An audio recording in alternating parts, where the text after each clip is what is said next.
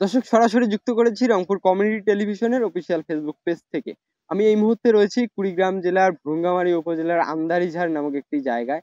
আপনারা জানেন গত ৩ দিনে কুড়িগ্রামে ঝড়ো বৃষ্টি এবং আসলে বাতাসের কারণে কিন্তু আগাম যে সবজি রয়েছে এই সবজি এবং আমন ধানের কিন্তু ব্যাপক ক্ষতি আসলে হয়েছে। আমরা সকাল থেকে কুড়িগ্রামে যে ৯ টি উপজেলা রয়েছে, ৯ টি উপজেলার বিভিন্ন জায়গায় খোঁজ নিয়ে জানতে পেরেছি যে কৃষকদের আমন ধান একদম মাটির নিচে নুয়ে পড়েছে। কিছু, কিছু জায়গা যেগুলো নিম্ন অঞ্চল রয়েছে পানিতে প্লাবিত হয়ে আসলে হাঁটু পানির নিচে এখনো আরকি কোনো আমন ক্ষেত রয়েছে।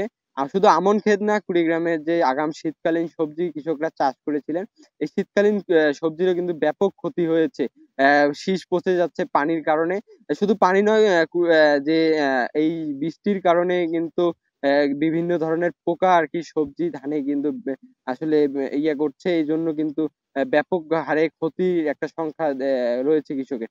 আমি এই মুহূর্তে যেইখানটিতে রয়েছি মাঝিটারি নামক একটি জায়গায়। আপনারা দেখছেন যে আমার পিছনে হেক্টরের পর হেক্টর জমি কিন্তু এই যে একটা বড় পরিসরে একদম মাটিতে নুয়ে পড়েছে শুধু এই ৩ দিনের যে বৃষ্টি এবং বাতাসের কারণে। এই কারণে কিন্তু কৃষকরা বলছেন যে তারা বড় একটি ক্ষতির সম্মুখীন হবেন। তারা বলছেন যে আর কয়েকদিন গেলে তাদের যে ধান কাটার একটি মৌসুম চলে আসছিল, এই ধান কেটে তারা কিন্তু ঘরে তুলতেন। আমি যদি আপনাদের দেখাই যে আমার পিছনে আপনার একদম পাকা আধা পাকা ধান কিন্তু এইখানে ছিল। আর কয়েকদিন গেলেই কৃষকরা তাদের স্বপ্নের যে ধান, এই স্বপ্নের ধান আসলে ঘরে তুলতেন।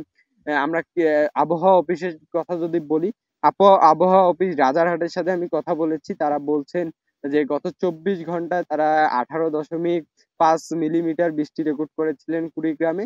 তারা বলছেন যে আরো ২৪ ঘন্টা এই আবহাওয়া অব্যাহত থাকতে পারে। আমি জেলা কৃষি সম্প্রসারণ অধিদপ্তরের সাথে কথা বলেছি।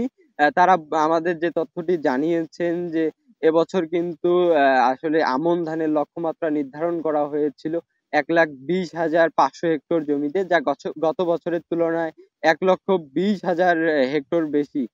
আর তারা একটি সংখ্যায় রয়েছেন যে এই সময়ে এসে যে এই ধানগুলো ক্ষতির সম্মুখীন হচ্ছে, কুড়িগ্রামের যে কৃষি এবং কুড়িগ্রামের অর্থনীতিতে কিন্তু এই বড় একটি অবদান রাখেন এই কৃষকদের যে আমন চাষ করেন। কিন্তু তারা এই আমন চাষে আসলে ক্ষতি দেখে কিন্তু একটি আশংকিকভাবে তারা নির্ধারণ করছেন যে একটি বড় পরিসরে ক্ষতি হবে কৃষকদের। আমি কৃষকের সাথে কথা বলেছি। তারা আমাদের যে তথ্যটি জানিয়েছেন যে তাদের অধিকাংশ জমি কিন্তু আসলে একদম মাটিতে নুয়ে পড়েছে। এর ফলে কৃষকরা বলছে যে অধিকাংশ ধানই কিন্তু একদম নেওয়া অনুপযোগী। কিছু, কিছু ধান মাটিতে একদম পড়ে গিয়েছে, সেগুলো আর তোলা সম্ভব না। তারা বলছে পানির নিচে যে ধানগুলো আছে এই ধানগুলো কিন্তু বিক্রির অনুপযোগী হয়ে পড়েছে আরকি। আমি কৃষি অধিদপ্তরের যে অতিরিক্ত উপপরিচালক তানভীর সরকার, তার সাথে কথা বলেছি। তিনি আমাদের যে তথ্যটি জানিয়েছেন ৯ টি উপজেলার তাদের যে কর্মকর্তারা রয়েছে, কৃষি কর্মকর্তা, তাদের মাধ্যমে কিন্তু আরকি তারা বিভিন্ন পরামর্শ দিচ্ছেন কৃষককে। তারা বলছেন ৮০% ধান যদি পেকে যায়, ধান কেটে একদম বাড়িতে নিয়ে যেতে। কারণ একটি কৃষিতে বড় প্রক্রিয়া জাত কিন্তু তারা আরকি কৃষকদের পরামর্শ দিচ্ছেন। কৃষকরা দাবি করছেন তাদের যদি সার সহ বিভিন্ন সরকারি প্রণোদনা দেওয়া হয়, কৃষকরা আরকি এই যে ক্ষতি হচ্ছে এই ক্ষতির সম্মুখীন কেটে উঠতে পারবে। এই ছিল কুড়িগ্রাম থেকে সর্বশেষ। Atiqur Rahman, RC TV.